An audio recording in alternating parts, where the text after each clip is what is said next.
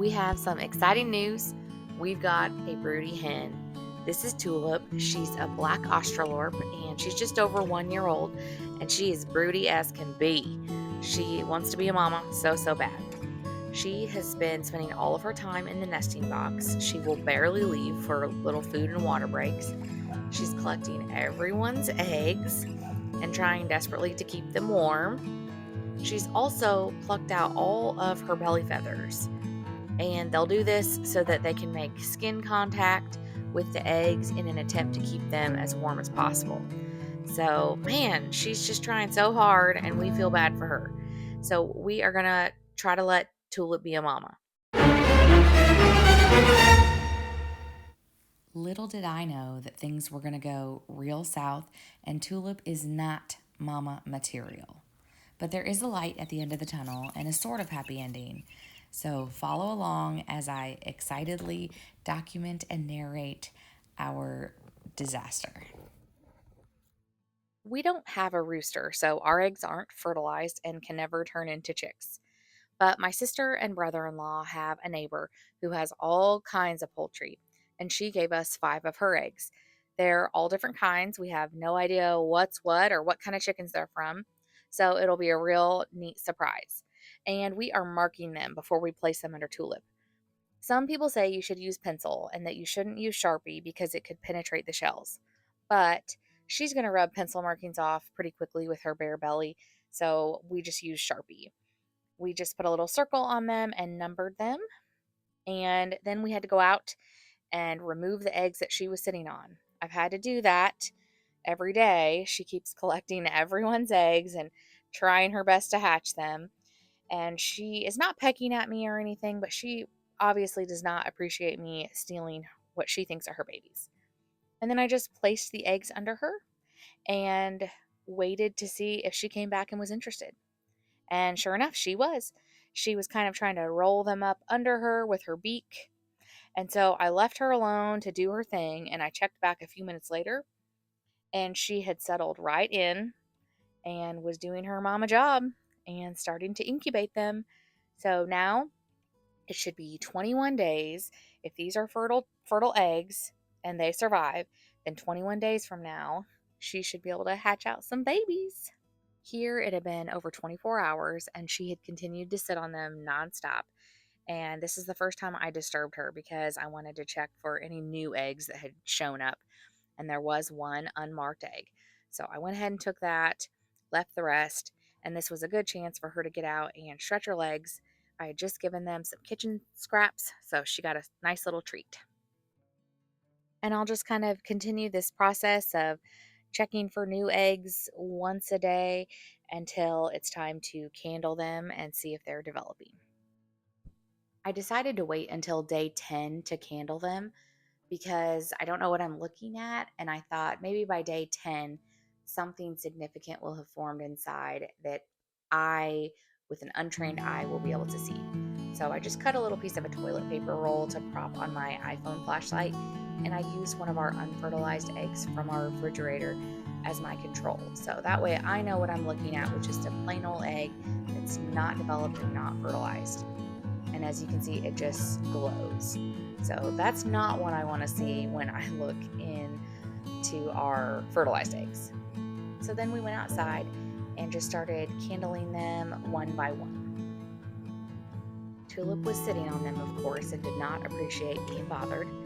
We started with number 1. Now that's the green egg, and it was really hard to see through, but when I turned it, you can see the glowy part there. I'm assuming that's the air sac, and then the dark part, I'm hoping, is the chick. But again, I don't really know what I'm looking at, but hopefully that is a chick right there. Egg number 2. I'm pretty sure that that's just yolk that I'm seeing, and that that's not a developed egg. Now, again, untrained eye here, but not a lot to see there. I don't see any veins. I don't see any real significant specks. No real dark part. So number 2 is not looking hopeful. Number 3 was pretty similar. Not really a lot to see in there.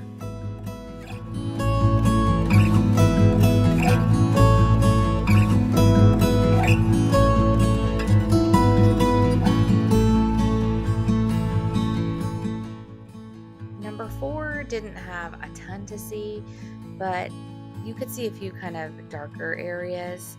And if I looked really closely, I could see what looked like some veining. Right there, you can see just kind of some darker veining areas.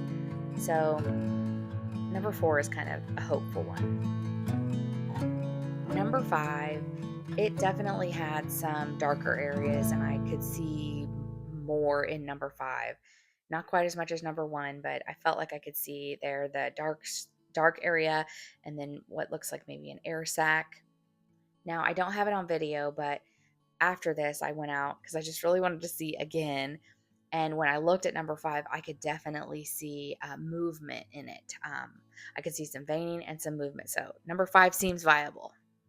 Tulip continued to incubate the eggs, and I tried to disturb her as little as possible and let her do her thing.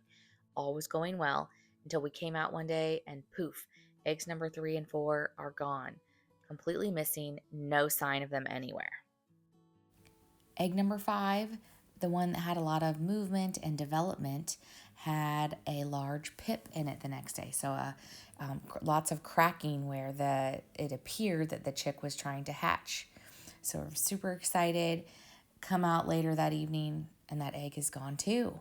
So that's 3 eggs completely missing, and I'm starting to get really, really suspicious of Tulip. On day 20, I candled egg number 2, and there's nothing inside. But number 1 had something special.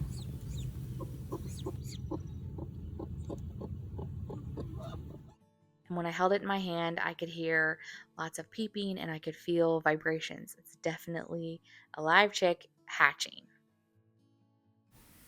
So I decided to leave the eggs under her and let nature take its course and hope for the best. I came out a little while later and the egg was cracking more, and you could definitely see a little chick peeping inside and the little beak. And Tulip was wanting to roll the egg back under her, so things seemed great. Here's where things started to go wrong.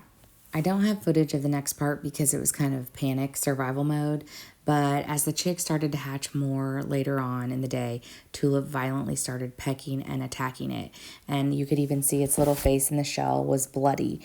The other chickens came into it was kind of a frenzy, so I snatched the egg away, took it in the garage, and we had to help it hatch. And here it is. I know you're not supposed to assist in hatching, but we don't have an incubator, and I was afraid it would dry out in the shell under that brooder light with no humidity. So we just very carefully helped it hatch, and here it is. Poor guy. He started to slowly perk up and dry out, and feathers started to fluff and move around a little bit. Its face was still kind of bloody on one side.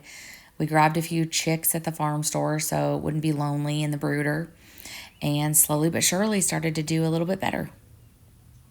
By the next day, its face had started to heal more from where Tulip had pecked it, and it was doing well. It was getting around, nice and fluffy, eating, drinking, cuddling up to the other chicks as it should, and we think it's going to be okay. But this certainly answers the question of what happened to the other eggs that went missing, especially egg number 5 that had the pip and appeared to be hatching. We're assuming that Tulip or the other chickens killed and ate them, and that's why there's no evidence left behind. So we will not be hatching chicks in the future.